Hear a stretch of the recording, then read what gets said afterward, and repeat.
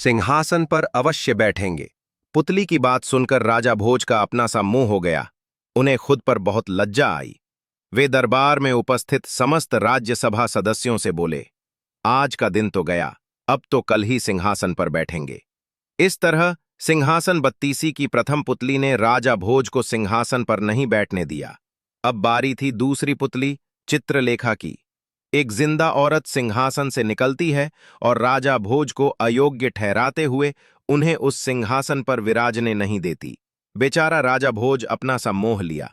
उस दिन तो सभा से चला जाता है, पर अगले दिन फिर उसने सभा को एकत्रित किया और जैसे ही सिंहासन पर विराजने के लिए तैयार हुआ, फिर से सिंहासन से एक दिव्य पुतली निकली जिसका नाम चित्रलेखा था। फिर से किसी दिव्य स्त्री को सिंहासन से निकलते देख राजा भोज ठिठक कर रुक जाते हैं। सिंहासन से निकली दूसरी पुतली बोली, ठहरो राजा भोज, आप कहां मुंह उठाए सिंहासन की तरफ चले आ रहे हैं? इस पर विराजने से पहले ये तो जान लीजिए कि आप इसके योग्य हैं भी या नहीं। क्या आप नहीं जानते कि ये सिंहासन कभी महान राजा विक्रमादित्य का हुआ करता था? अगर आप में भी उनके जैसे ही गुण हैं तो आप अवश्य इस सिंहासन पर विराजिएगा।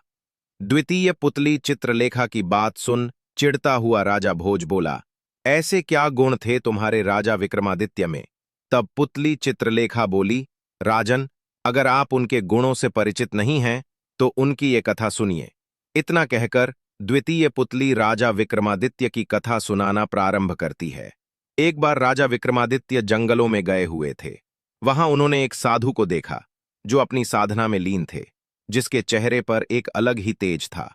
उनको देखने मात्र से ही विक्रमादित्य उनसे बहुत प्रभावित हुए। वे उनको प्रणाम कर वहीं उनके समीप बैठ गए।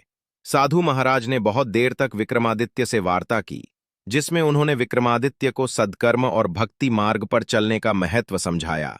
साधु महाराज बोले, किसी भी इंसान का जीवन तब तक व्यर्थ है जब तक वो अपने पृथ्वी पर भेजे जाने के असली मकसद अर्थात भक्ति मार्ग को पूरा न कर ले।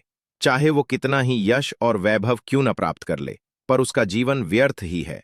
साधु महाराज की बातों ने राजा विक्रमादित्य को अंदर तक झकझोर दिया। वे उनको प्रणाम कर भारी हृदय से राज्य लौट जाते हैं। कुछ दिन बीत जाने के बाद दबी उनके मन में साधु महात्मा की कही गईं।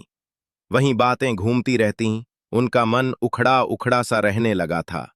अंततः उन्होंने सर्वस्व त्याग कर में जाकर भक्ति करने का निश्चय किया।